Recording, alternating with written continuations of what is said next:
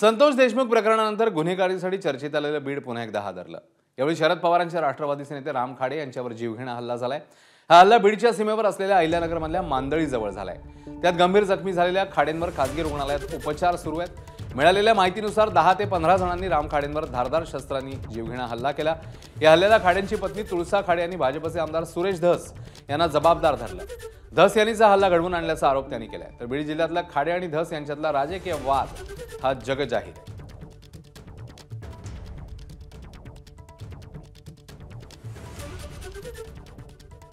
माहिती अशी आहे, इथून माग घोटाळे काढतात ना आमची साहेब, ते घोटाळ्याचे कारणच मागचं सुरेश धसच करतो। हे आमच्या पहिल्यापासून आम्ही त्यांनाच कारणीभूत ठरतो, कारण की तीच घडून आणते यांच्यावर घटना कोणती पण। इथून मागं बी सुरेश धसनीच केलेलं आहे, आमच्या घरात येऊन मारलेलं आहे त्यांना। आष्टीमध्ये आम्ही राहत होतो तेव्हा। दरम्यान तुळसा खाडे यांनी केलेले आरोप फेटाळताना सुरेश धस यांचं काय म्हणणं आहे तेही बघूया।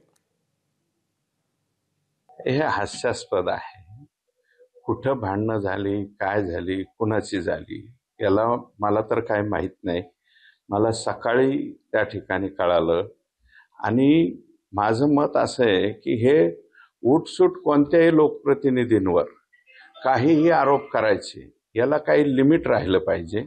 आणि माझं मत आहे की जी कोणती चौकशी करायची, जे काही त्यांचं म्हणणं आहे त्याप्रमाणे हे करावं। मला त्याच्याबद्दल माझं काही म्हणणंच नाही। कोण घोटाळे बाहेर काढतो, कोणाचे घोटाळे बाहेर पाडतो, याच्याशी माझा काही संबंध नाही। व्यक्तिगत माझ्यावरती खूप मोठे आरोप हे जे आहेत, मवियाचं सरकार असताना या लोकांनी केलं होतं। त्याची रीतसर चौकशा झाल्या, त्याच्यानंतर ACBची सुद्धा चौकशी झाली। हायकोर्टाने सुद्धा ते ऍक्सेप्ट केलं की त्याच्यामध्ये माझा कुठं काही संबंध नाही।